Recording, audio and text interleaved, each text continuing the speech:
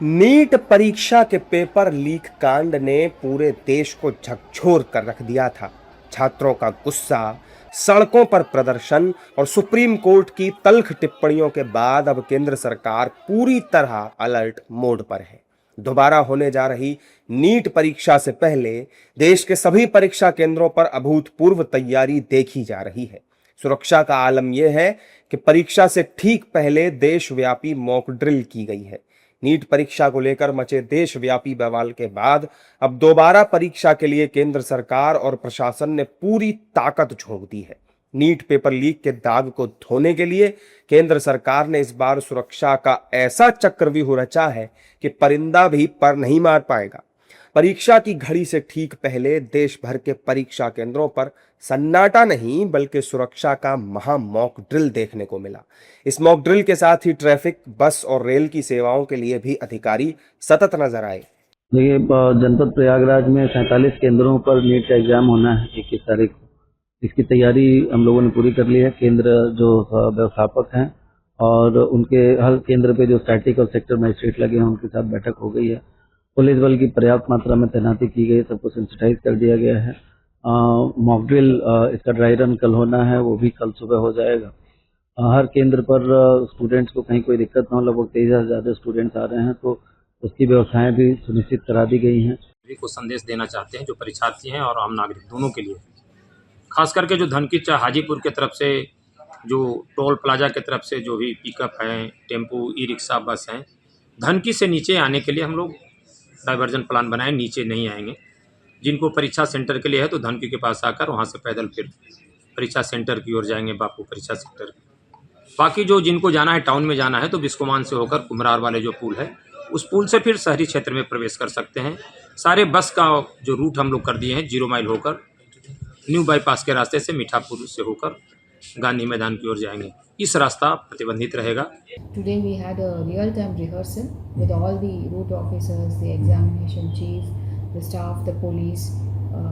So right from where the question paper will be taken and what is the route, and to the examination center, in order to ensure that there are no issues. So we have done all this, and in the examination center also we've ensured medical facilities are present, and also doctors will be there to take care of the students in case of any last minute issues.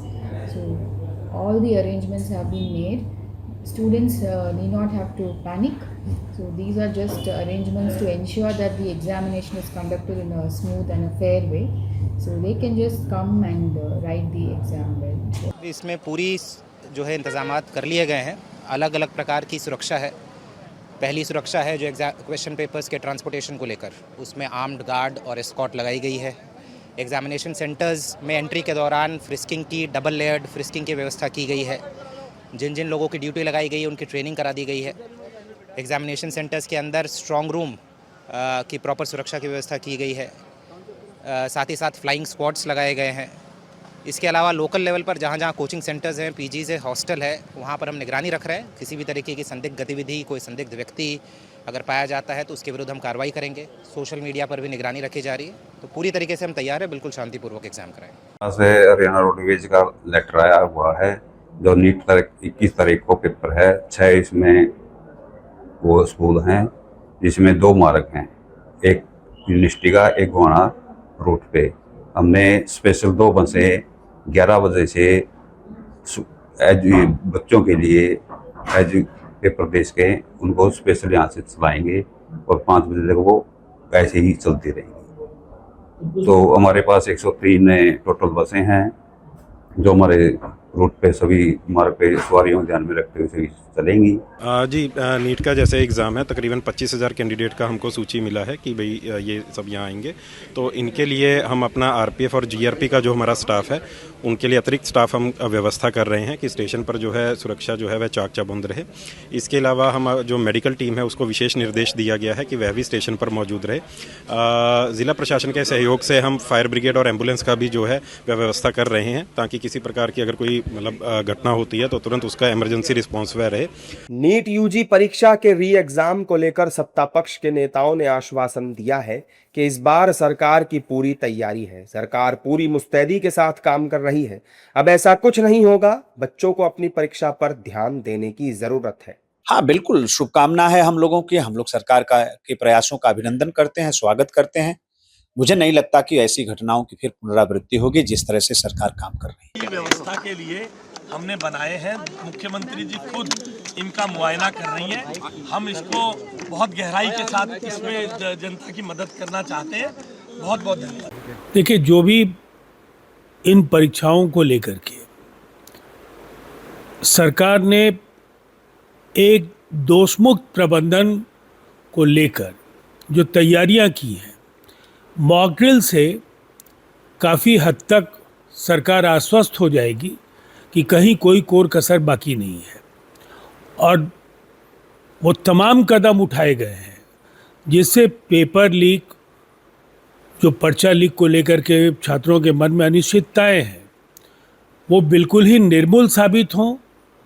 और हमें पूरा विश्वास है कि Telegram पर रोक और जिस तरह से वायुसेना के विमानों के द्वारा प्रश्न पत्र विभिन्न राज्यों में भेजे गए हैं, तमाम वो एहतियाती कदम उठाए जा रहे हैं जिससे परीक्षाओं की पारदर्शिता को सुनिश्चित किया जा सके। देखिए, परीक्षा ट्रांसपेरेंसी हो और सही तरह से हो, सरकार ने इसलिए कदम उठाया, इसलिए ये अच्छा कदम है।